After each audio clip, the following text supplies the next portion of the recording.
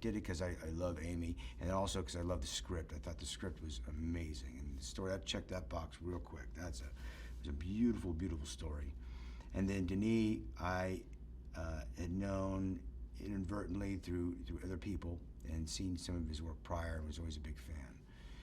And we almost worked together on another movie, Prisoners, and anyway, I really, really liked him a lot, but mainly because of Amy. Wanted to support her, and having strong women leads in film, that was an important thing for me.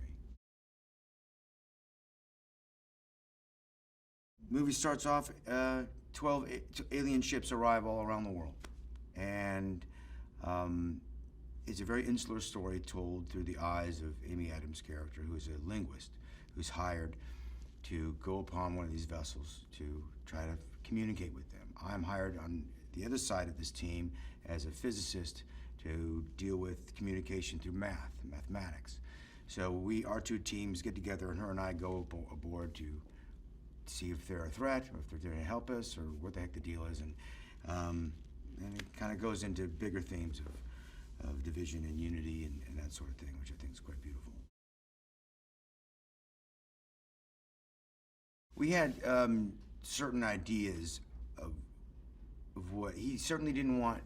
He told me what he didn't want. He didn't want him to be like this really kind of, milky, bland, desk, writing kind of computer guy. It's, he wanted him to have a lot of life, and a lot of verve, and a lot of personality. And that's exactly how I saw it. And I had, the instant thing I thought about was sort of like, I'm like, what about, think about like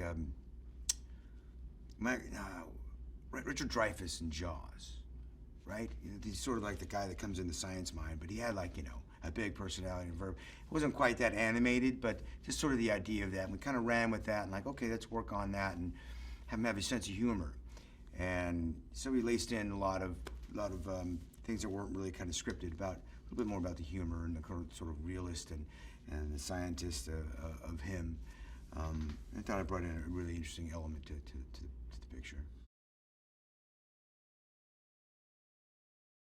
His life has always been about looking up his head in the clouds, or looking up at least towards the stars, because that's, as a scientific mind, that's just sort of what he thought. And actually I really connected it to that, because it's something that I think about all the time, because whenever I get stressed about something, I look up at something that's much bigger than me, and it makes me just feel like a grain of sand, and like, oh wait, my problems really aren't that bad, so why am I stressing?